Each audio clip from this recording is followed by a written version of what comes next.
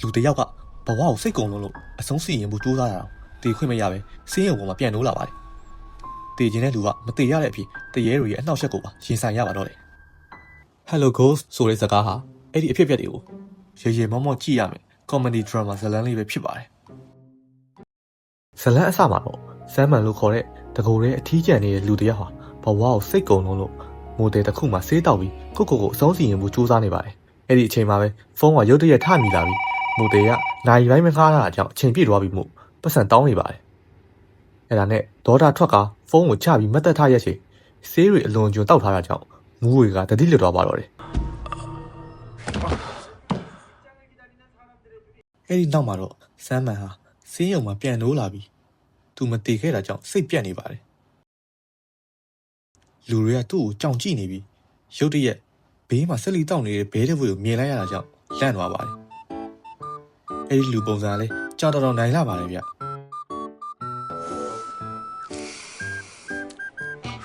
အဲ့အချိန်နက်စ်မဟာဆေးရုံမှာဆေးလိပ်မတောက်ရကြောင်းပြောကဆမ်မန်ရဲ့လက်ထဲကဆေးလိပ်ကိုဆွဲယူသွားပါတော့တယ်တကယ်တော့သူဟာတရေတကောင်ကိုမြင်နေရတာဖြစ်ပြီးထိုတရေကသူ့ခန္ဓာကိုယ်ထဲဝင်ပူးပြီးစိတ်ကြိုက်လုံနေတာပါဗျသူကတော့အဲ့ဒါကိုမသိပါဘူးဆေးရုံကလည်းဆမ်မန်ထူးဆန်းနေတာကြောင့်စိတ်ကျမ်းမာရေးဆရာအောင်နဲ့ပေးတွေ့ပါတော့တယ်ဆရာအောင်ကဘေးမှာတငယ်ချင်းဖြစ်သူရှိနေရလားမေးတော့တငယ်ချင်းမဟုတ်ကြောင်းဆေးရုံရောက်မှပထမဆုံးတွေ့ဘူးတာဖြစ်ကြောင်းဆက်ဖြည်းဖြည်းပြောပါတော့တယ်ရုတ်တရက်ဗီဒီယိုတွေကမင်းကလင်းကိုတန်ကြားလာကြောက်ဆရာရောကြားလာလို့မေးပြီးထကြည့်လိုက်တော့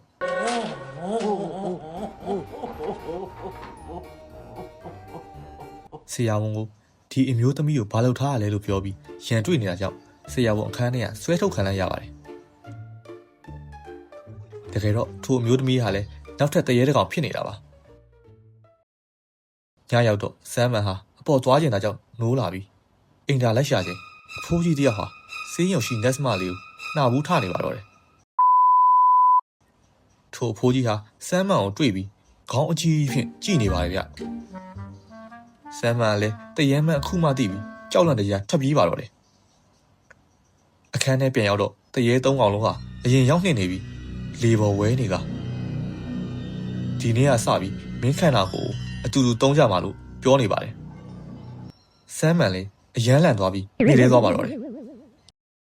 ဆမ်မန်ပြန်နိုးလာတော့ဆရာဝန်တွေဟာဆေးရုံကဆင်းဖို့ပြောနေချိန်ကလေးတယောက်ဟာဂရေမောတက်ပြီးခုန်နေပါတယ်တေချာကြည့်တော့မှတရေက၄ကောင်တောင်ဖြစ်နေပါတော့တယ်အိမ်ပြန်တော့လေတရေတွေအကုန်လိုက်လာတာကြောင့်ကားပေါ်ကမင်းကလေးကိုဖုန်ကြောင်နေပါအထင်ခံလိုက်ရပါတော့တယ်ဗျာ저한테 관심 있어요? အဲ့ဒီလိုနဲ့နတ်ဆရာစီတွားပြတော့တရေတွေရဲ့ဆန္ဒကိုဖြည့်ဆည်းပေးသူတို့ဘာသာပြတ်ခွေသွားမှာဆိုပြီးပြောလိုက်ပါတယ်အဲ့ဒီနောက်မှာတော့တရေတွေဟာဆမ်မန်ရဲ့နားမခွာကြတော့ပါဘူးအိမ်ကိုရောက်တော့အကုန်လုံးကလှုပ်ချင်တာလုပ်နေကြပြီးဒါပထမဆုံးချိန်သူ့အိမ်ကိုတယောက်လာလဲဘူးတာမို့လူအစ်စ်တွေစားထိုးရင်ကောင်းမှာပဲလို့တွေးနေပါတယ်ဆမ်မန်ဟာအရင်မတောက်တတ်ပေမဲ့လည်းတရေအဖိုးကြီးကြောင့်ရှယ်တောက်နေရပြီးဘေးခန့်အာကျူမကိုပါဖွင့်ကြောင်နေပါတယ်မကြိုက်တဲ့အချိုတွေကိုလည်းအများကြီးစားနေပြီးဆေးလေးကိုတစ်ခါမှမတောက်ဘူးပေမဲ့အခုတော့တေမလို့တောက်နေပါတယ်ဘဝမှာယောက်ျားဆိုတဲ့မာနနဲ့ငိုဘူးပေမဲ့လည်းခုတော့အာကျူမတွေကြားထဲဝင်ပြီးတရှုံရှုံငိုနေပါတော့တယ်တရေတွေကဆမ်မန်ရဲ့ခန္ဓာကိုယ်တလှည့်စီပူးကပ်ပြီးသူတို့လှုပ်ချင်တာတွေရှောက်လုပ်တာကြောင့်ခန္ဓာကိုယ်ကမခံနိုင်တဲ့အပြင်အလုတ်ပါပြုတ်ထားတာကြောင့်ဆမ်မန်ကထွက်သွားဖို့တောင်းဆိုနေပါတယ်ဒါပေမဲ့လည်းတရေတွေကတော့ဂိမ်းမဆိုင်ပါဘူးသူတို့ဖြစ်ချင်တဲ့ဆန္ဒတွေကိုတလှည့်စီဖြည့်ဆည်းပေးမယ်ပြောမှအဖိုးကြီးကသူဖြစ်ချင်တာကိုစပြောပါတယ်ကင်မရာအဟောင်းတစ်လုံးကိုပြန်ရှာပြီးအတိတယောက်စီပြန်ပေးရမှာဖြစ်ပါတယ်ဆေးရုံတစ်ခုမှာတော့ဂျောင်ယွန်းစုလို့ခေါ်တဲ့နက်စမာလေးဟာခေါင်မိုးပေါ်မှာကက်ကိန်းလာဆော့နေတဲ့လူအိုကြီးတွေကိုအခန်းထဲပြန်သွားဖို့ပြောနေချိန်အဖိုးကြီးတဦးကဂလက်ကဆန်လုံနေတာကြောင့်စကားများနေရပါတယ်ဆမ်မန်ကတော့အဖိုးကြီးတရေနဲ့ကင်မရာကိုပတ်ရှာနေရပါပြီဆိုင်နေအများကြီးမှာပတ်ရှာပြီးအဖိုးကြီးကမဟုတ်ဘူးတခွန်းလာပြောနေတာကြောင့်ဆမ်မန်ကဒေါသထွက်ပြီးဘယ်မှမသိတဲ့ကင်မရာကိုဘယ်လိုရှာမှလဲပြောတော့ချုံးချောင်းကလူတယောက်စီမှာလို့ပြောပါတယ်ဆမ်မန်ဘာလို့အစတည်းကမပြောပါလဲလို့ပြောတော့မင်းမမေးခဲ့ဘူးလေလို့ပြန်ပြောပါတော့တယ်တကယ်တော့ကင်မရာပြန်တောင်းရမယ့်လူဟာရဲတယောက်ဖြစ်နေပြီးတွေ့ချင်းကင်မရာပြန်ပေးလို့ပြောပြီးမရမကလိုက်တောင်းနေပါတယ် တညမှာတော့ရဲတွေဟာတရားခံတအူးကိုစောက်ဖမ်းနေချိန်ဆမ်းမန်ဟာအလိုက်မတိစွာရောက်လာတာကြောင့်တရားခံဟာလွတ်သွားပါတယ်ဆမ်းမန်လည်းအချုပ်ထဲရောက်သွားပါတယ်ဖိုးကြီးတရေဟာဆမ်းမန်ကိုဝင်ပူးပြီးလှုပ်ချင်တာလုပ်နေတာကြောင့်အများအမြင်မှာအယူတစ်ယောက်လိုဖြစ်နေပါတယ်ခဏကြာတော့ထိုရဲရဲ့ဇနီးဖြစ်သူဟာထမင်းလေးလာပို့တာကြောင့်ဖိုးကြီးတရေဟာဆမ်းမန်ကိုဝင်ပူးပြီးအတိတ်ကအကြောင်းတွေကိုဖော်နေတာကြောင့်ရဲဖြစ်သူဟာလန့်ပြီးထမင်းတွေအတင်းတောက်ခွန်มาတော့တယ်တကယ်တော့ကင်မရာဖိုးကြီးတိတ်ဆုံးချိန်ကတက်တည်အဖြစ်ရဲစခန်းအောင်ရောက်နေတာပါအဲ့ဒီနောက်မှာတော့စီးရုံတစ်ခုကိုရောက်လာပြီးယောဂတဲ့တူပါဖန်းစုဟုခေါ်လိုက်တော့ထိုယောဂတဲ့အဖိုးကြီးဒီတငယ်ချင်းတစ်ယောက်ကိုတတိယသွားပါတယ်နှစ်ယောက်တစကားတွေပြောပြီးရဲတောက်နေချိန်ရုံးစုကိုတွေ့ပြီးစမ်းမန်ဟာတတိပြန်ဝင်လာကကြွေသွားပါတော့တယ်အဖိုးကြီးတရေဟာစမ်းမန်ကြွေသွားတာမှန်းသိတော့ဝင်ပူးပြီးတော်ကီရွေသွားဖုတ်ကအထာရီပေးနေပါတော့တယ်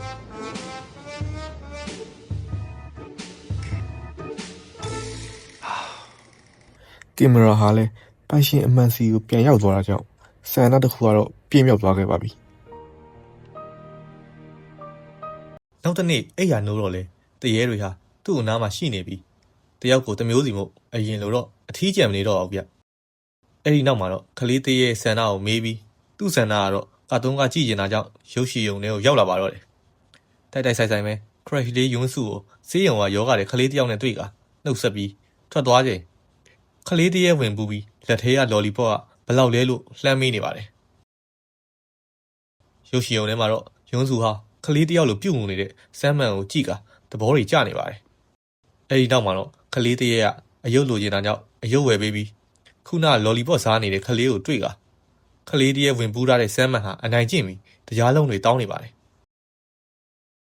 ဒါပေမဲ့လည်းယောဂတဲ့ခလေးကသဘောကောင်းပြီးစမ်းမန်ကိုခင်နေတာကြောင့်အပြင်ထွက်ကမြားပစ်ကိန်းဆော့ကြပါတယ်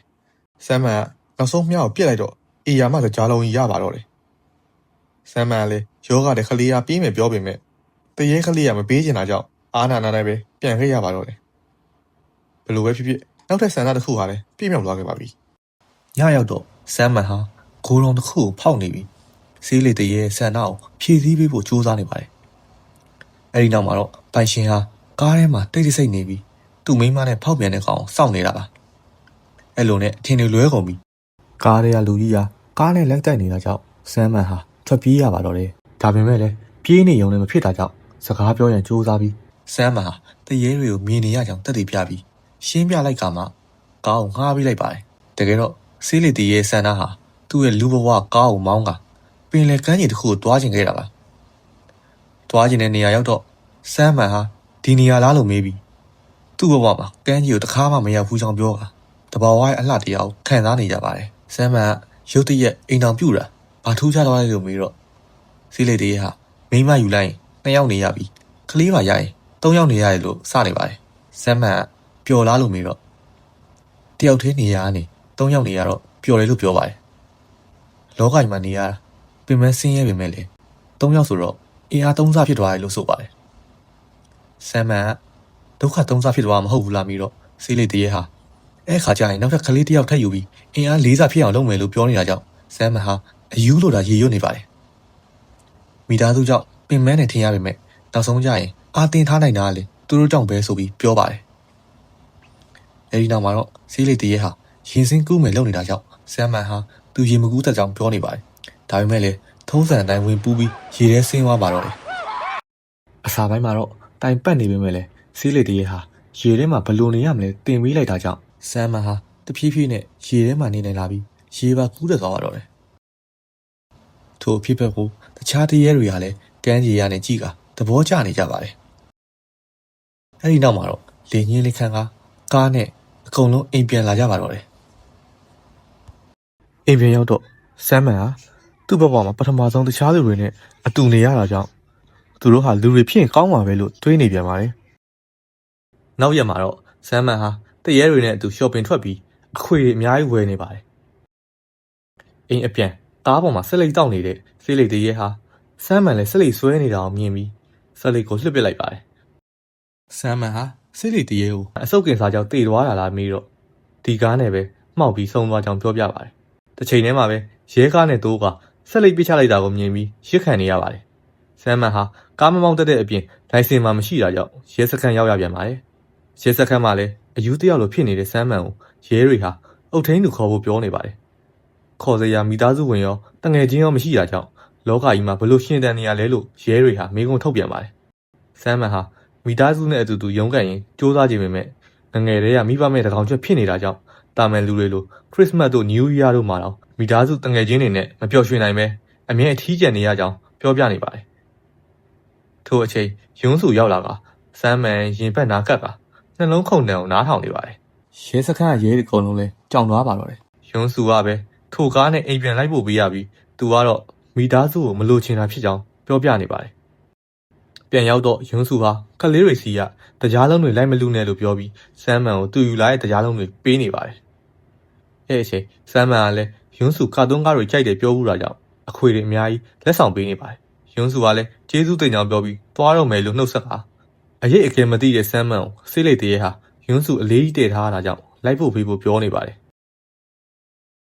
ကားပေါ်ရောက်တော့ဆမ်မန်ဟာခုနရဲစခန်းမှာဘာလို့အဲ့လိုလုပ်ခဲ့တာလဲလို့မေးတော့ယွန်းစုကအကျင့်ဖြစ်နေတာဖြစ်ပြီးနှလုံးခုန်တယ်ကိုသိကျင်လို့ပြောပါတယ်အဲ့အချိန်ဆမ်မန်ကသူလဲနားထောင်လို့ရမလားပြောကယွန်းစုရဲ့ရင်ဘတ်နာကိုကတ်သွားပါတော့တယ်အဲ့အချိန်ယွန်းစုကလည်းရင်တွေအရန်ခုန်နေပါပြီအဲ့ပြန်လမ်းမှာတော့ဆမ်မန်ဟာရန်ကိုပြုံးဖြီးနေပြီးကားမှတ်တိုင်မှာထိုင်ဆောင်နေတဲ့ဆေးလိတ်တွေဟာလည်းဆမ်မန်ကိုစနေပါတော့တယ်အမြဲတမ်းတရှုံရှုံငိုနေတဲ့အငိုတန်တရေရဲ့ဆန္ဒကတော့သူသဘောကျတဲ့လူတွေကိုညစာချက်ကျွေးနေတာပါဆမ်မန်ကသဘောကျတဲ့လူတွေစက်ရင်းကိုမေးတော့ဖြေရခတ်နေတာကြောင့်ထမင်းအတူတူစားကျင်တဲ့လူရောရှိလားလို့ထပ်မေးတော့မှတေချာစဉ်းစားပြီးအဲ့နေရာစီးရုံဖြစ်နေပါတယ်ဆမ်မန်လည်းယွန်းစုကိုခေါ်ကျင်နေရမှန်းသိတာကြောင့်ကျင်းနဲ့သွားပါတော့တယ်အငိုတန်တရေဝင်ပူးထားတဲ့ဆမ်မန်ဟာယွန်းစုရဲ့စတုံးကိုကိုင်ပြီးအရန်လှတယ်လို့ပြောနေရကြောင်းယွန်းစုလည်းရုတ်တရက်ကြောင်သွားပါတယ်ထို့ချိန်လူနာအဖိုးကြီးတို့ရောက်လာပြီးချစ်သူတွေလားဟုမေးနေပါတယ်ဆမ်မန်ဘယ်သူလဲလို့မေးတော့ယွန်းစုရဲ့အဖေလို့ပြန်ပြောတာကြောင့်ဆမ်မန်နှုတ်ဆက်ပြီးမေးခွန်းကိုလည်းဖြေရခတ်သွားပါတယ်ယွန်းစုကအကိုက်ကဲဖြောက်စီထိုးရမှာကြောင့်အခန်းထဲပြန်သွားဖို့ပြောချိန်အဖိုးကြီးဟာလက်ထပ်မှာလာဟုမေးနေပြီးသူမတေခင်လက်ထပ်ဖို့ပြောနေပါတယ်အဲ့ချိန်ဆမ်မန်ဟာလက်ထပ်ဖို့ဟာသူ့ရဲ့အိမ်မက်ဖြစ်ပြီးကလေးကိုလည်း2ယောက်3ယောက်လာလိုချင်တယ်လို့ပြောနေပါတယ်ယွန်းစုကရုတ်တရက်ဒေါသထွက်သွားပြီးသူ့အဖေကိုအော်မိတာကြောင့်ဆမ်မန်ဝင်ပြောချိန်ယွန်းစုက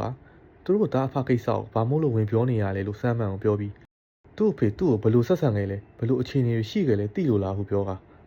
စိတ်ဆိုးပြီးထွက်သွားပါတော့တယ်အဲ့ဒီလိုနဲ့တညမှာတော့ဆမ်မန်စီကိုယွန်းစုအဖေရောက်လာခဲ့ပါတယ်နောက်တစ်ရက်မှာတော့ဆမ်မန်ဟာယွန်းစုအဖေရဲ့အာတုဘကိုရောက်လာပြီးသူဟာတေပြီးသားလူတွေကိုမြင်ရကြောင်းယွန်းစုရဲ့အဖေဟာသူ့ကိုလာရှာပြီးတောင်းပန်စကားပြောခိုင်းလိုက်ကြောင်းပြောပါတယ်ယွန်းစုကလည်းငယ်တည်းကယောဂတဲ့မိခင်နဲ့ခက်ခဲစွာနေရပြီးအဖေဖြစ်သူကိုမျှော်လင့်ခဲ့ပေမဲ့တခါမှပေါ်မလာခဲ့ဘူးဟုနာကြီးစွာပြောနေပါတယ်အဲဒါကြောင့်ဆမ်မန်ပြောတာတွေကိုလည်းလက်မခံနိုင်ပဲထွက်သွားပါတော့တယ်အဲ့ဒီနောက်မှာတော့အဖိုးကြီးသေးရဲ့တငယ်ချင်းရောယွန်းစုအဖေရဲ့မိတ်ဆွေရောဖြစ်တဲ့လူနာခင်ဟာနေထိုင်ရတာအထီးကျန်တာကြောင့်အနီးနားလူတွေနဲ့ဆက်ဆံရေးကောင်းတဲ့ဖန်တီးဖို့မှရင်ကင်မရာကိုဖိုင်ရှင်အမှန်စီပြန်ပေးလိုက်ဖို့ယွန်းစုကိုပြောနေပါတယ်တရက်မှာတော့ဆမ်မန်ဟာအမျိုးသမီးတရေကိုဘာလို့အမြဲငိုနေရလဲလို့မေးတာကြောင့်အမျိုးသမီးတရေဟာအားနာလို့ပြန်ပြောလိုက်ပါတယ်အဲ့ဒီနောက်ဆမ်မန်ဟာဟင်းချက်မှာမလားဈေးတော့ရရမယ်လို့ပြောလိုက်ပါတယ်ဈေးထဲမှာတော့တစ်ချိန်လုံးငိုနေတဲ့အမျိုးသမီးတရေဟာပျော်ရွှင်တာနဲ့ဈေးဝယ်နေပါတော့တယ်아줌마 이거 얼마? ချက်ပြုတ်ပြီးတဲ့အချိန်ယွန်းစုရောက်လာကကင်မရာကိုပြန်ပေးခိုင်းလိုက်ကြောင်းပြောပြီးညစာပြင်ထားတာမြင်တော့တယောက်ယောက်ရှိနေလားဟုမေးပါတယ်ဆမ်မန်ကပြောရခက်နေတာကြောင့်မရှိဘူးလားပြောလိုက်ပြီးအထဲကိုထမင်းစားဖို့ခေါ်ပါတယ်ထမင်းဝိုင်းမှာတော့ဆမ်မန်ဟာနေတိုင်းမိသားစုနဲ့ဒီလိုထမင်းတူတူစားရတဲ့သူကဘယ်လောက်တော့ကန်ကောင်းလိုက်မလဲလို့တွေးနေပါတယ်ယွန်းစုကဒီလိုအမြဲပဲချက်စားဖြစ်လာပြီးတော့ဆမ်မန်ကတိုင်ပတ်နေတာကြောင့်အဖိုးကြီးတရေဟာချစ်ရသူနေတာဆိုရင်နေတိုင်းချက်စားမှာပေါ့အချီချင်းစုံပြီးစားရမှာဘယ်လောက်တော့ကောင်းလိုက်မလဲဆိုပြီးယွန်းစုမျက်နှာကိုကြည့်ကဆမ်မန်အစားပြောလိုက်ပါတယ်အငိုတန်တရေကလည်းထမင်းလေးစားကြည့်ပါလို့ပြောပြီးဒီလိုအမြဲချက်ကျွေးနေတာကိုမလုပ်ပေးနိုင်လို့တောင်းပန်ပါတယ်ဆိုကထငိုပါတော့တယ်အဲ့ဒီနောက်ယွန်းစုကဆက်လက်ဖြစ်လိုက်ပြီလားဟုမေးတော့ ဒီခေတ်ကြီးမှာအိမ်တော်ဦးစီးလုံးမဲ့သူကဆက်လက်တောက်တော့လို့လားဖျက်လိုက်ပါပြီဆိုပြီးစီးလေတရေကပြန်ဖြေလိုက်ပါတယ်စမ်းမှန်အချို့တော်ကြိုက်တာပဲနော်လို့လွန်းစုကပြောတော့နောက်တစ်ခါမြားထက်ဖြစ်ပြီးရရင်ပေးမယ်လို့ကလေးတရေကဖြေလိုက်ပါတယ်ခဏကြာတော့စမ်းမှန်ရွန်းစုအဖေကိုရွန်းစုဟာငငယ်တုန်းကသဘောကျခဲ့ပြီးမတေခင်တူတူရှိပြီးခဲ့လို့ကျေးဇူးတင်ပါတယ်တေချာပေါက်ပေးချင်တာရှိပြီးအဲ့ဖြစ်စီကစေးရုံခေါမိုးတယ်မှာဖြစ်ကြောင်းရွန်းစုအဖေမှားခဲ့တာတွေကိုပြောပြနေပါတယ်ရွန်းစုကလည်းစမ်းမှန်ကိုတကယ်ပဲတရေတွေကိုမြင်ရတာလားအခုဒီမှာတရေတွေရှိနေလားလို့မေးလိုက်တော့စမ်းမှန်ကဘာမှပြန်မပြောရကြောင်းဝန်ခံတယ်လို့ဖြစ်သွားပါတယ်ရွန်းစုဟာသူ့အလုံးမှာလည်းအမြဲလူတွေတေတာကိုမြင်နေရပြီးစမ်းမှန်ကလည်းတရေတွေကိုမြင်ရကသူ့အဖေကိုပါတွေ့ခဲ့တယ်ပြောတာကြောင့်သူ့အတွက်လက်ခံမှုခက်ခဲနေပြီးညစာကောင်းစားခဲ့ရပါတယ်လို့ပြောကထပြန်သွားပါတော့တယ်စမ်းမှန်လည်းအခြေအနေကြီးကိုစိတ်ပြတ်သွားပြီးဆန္ဒတွေကိုဖြည့်ဆည်းပေးပြီးတာကြောင့်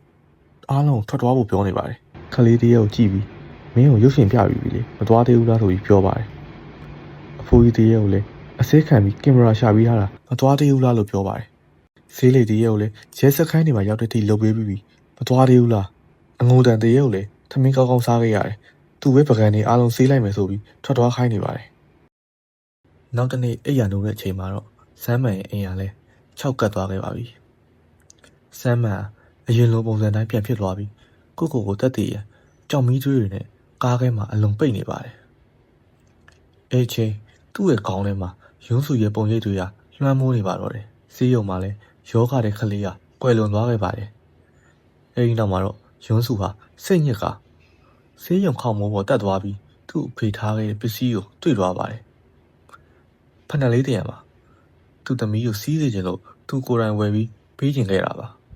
အဲ့ဒီအချိန်မှာတော့ရွန်းစုရဲ့မျက်နှာပေါ်မျက်ရည်တွေကထိမ့်မရနိုင်အောင်စီးကျလာပါတော့တယ်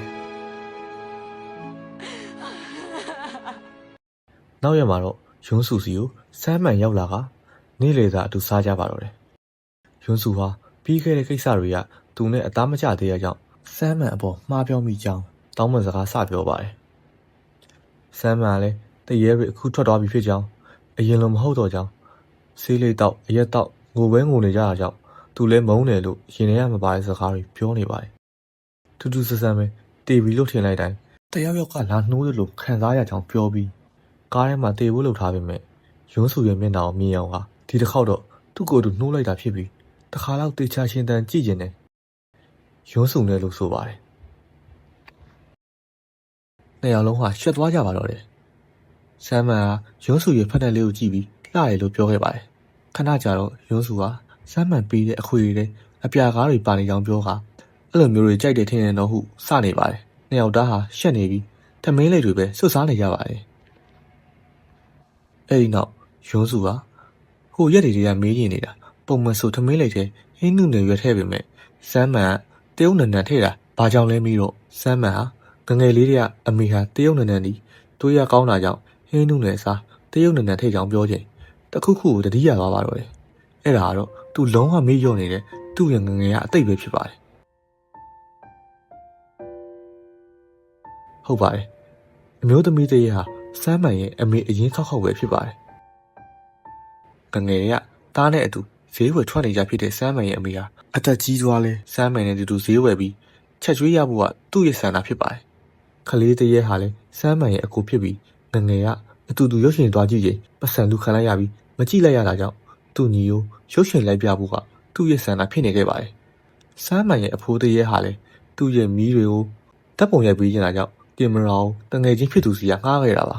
ဆေးလေးတရေဖြစ်သူစမ်းမှန်ရဲ့အဖေကလည်းသူ့ရဲ့ကားအစ်စ်လေးနဲ့မိသားစုပင်လယ်ဘက်လိုက်ပို့ချင်တာဖြစ်ပြီးစမ်းမှန်ကိုလည်းရေကူးတင်ပေးဖို့ဂတိပေးထားတာကြောင့်ခရီးထွက်လာကြချိန်လမ်းမှာကားတိုက်မှုဖြစ်ပြီး၄ယောက်စလုံးအသက်ဆုံးရှုံးသွားခဲ့ရတာပါစမ်းမှန်ကတော့သူ့အမေရဲ့ကာကွယ်မှုကြောင့်အသက်ဘေးကနေလွတ်လာခဲ့ပါတယ်ဒါပေမဲ့လည်းထိတ်လန့်မှုအကြီးကြုံခဲ့တာကြောင့်အသိမေ့နေခဲ့တာပါအဲ့လိုနဲ့စမ်းမှန်ဟာအိမ်ကိုအပြေးပြန်လာခဲ့ပြီးသူ့မိသားစုကိုရှာတာဘာလို့အမြဲသူ့ကိုမမေးပဲထွက်သွားကြရလဲမသွားနဲ့ဟုငိုယိုကပြောနေပါတော့တယ်အဲ့အချိန်မှာပဲခလီးသေးရပေါ်လာတာကြောင့်စမ်းမှန်ကအကိုလို့ခေါ်ပြီးစမ်းမှန်ရဲ့အကိုဟာငုံနဲ့ဟုပြောကအယုတ်ကိုပေးမှဖြစ်ပြီးခလီးဆန်လုံးကအဲ့လိုအယုတ်တွေမကြိုက်ဘူးတခြားကလေးတွေမပေးပဲမင်းမဲဆော့နော်လို့မှားနေပါတယ်စမ်းမှန်ရဲ့အဖိုးကလည်း ယွန်းစုကိုဖွင့်ပြောခဲ့ပြီးပြီလားလို့မေးကမိန်းကလေးတယောက်ရဲ့အချစ်ကိုရဖို့ကစိတ်ရင်းမဲ့လိုတာဖြစ်ကြောင်းပြောပြနေပါတယ်အဖေဖြစ်သူကလည်းစမ်းမှန်ကိုစိတ်လိပ်ဖြတ်ဖို့မှားနေပြီးကားမောင်းလဲတင်ပေးမယ်ဘေးကနေအန်ရမဖြစ်အောင်လဲကူမောင်းပေးမယ်လို့ပြောနေပါတယ်အဲ့လိုနဲ့စမ်းမှန်ဟာအမေဖြစ်သူကိုတွေ့တော့သူရောအတူတူလိုက်ခဲ့လို့ရမလားဆိုပြီးမေးနေတာကြောင့်စမ်းမှန်ရဲ့အမေဟာစမ်းမှန်ကိုတယောက်တည်းထားခဲ့ရလို့တောင်းပန်နေပါတော့တယ်အဖိုးအကိုအဖေနဲ့အမေဟာစမ်းမှန်ရဲ့အနားမှာအမြဲရှိနေမှာကြောင့်အကောင်းဆုံးဆက်ရှင်နဲ့သွားဖို့မှားနေပါတော့တယ်ယွန်းစုကိုလည်းသဘောကျကြောင်းပြောပြီးထွက်သွားတဲ့အချိန်ထိမမှတ်မိပါစိုးနေတာကြောင့်အခုလိုပြန်မှတ်မိလို့ကျေးဇူးတင်နေပါတယ်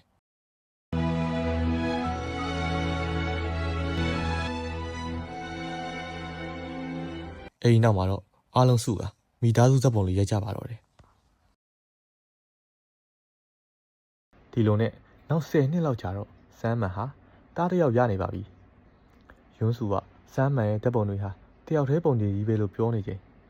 သူတို့သားဟာပုံထဲရလူတွေကိုဘယ်သူတွေလဲလို့မေးရင်ဇလန်းလေးရတယ်ပြီးဆုံးသွားခဲ့ပါပြီဒီဇက်ကားကျွန်တော်တို့ပေးခြင်းတဲ့ message ကတော့တင်ဘယ်လောက်ပဲစိတ်ညစ်ပြီးအထီးကျန်တယ်လို့ခံစားရပါစေတင်ကိုချစ်တဲ့လူတွေကစိတ်ဝိညာဉ်အရာဖြစ်စေအမှတ်တရအနေနဲ့ဖြစ်စေတင်ပေးမှအမြဲတမ်းရှိနေမှာကြောင့်အာတင်ပြီးရှေ့ဆက်သွားဖို့ပြောရင်နှုတ်ဆက်ခဲ့ပါတယ်အခုလိုအဆုံးထိကြည့်ရှုပေးတဲ့အတွက်ကျေးဇူးအများကြီးတင်ပါတယ်ခင်ဗျ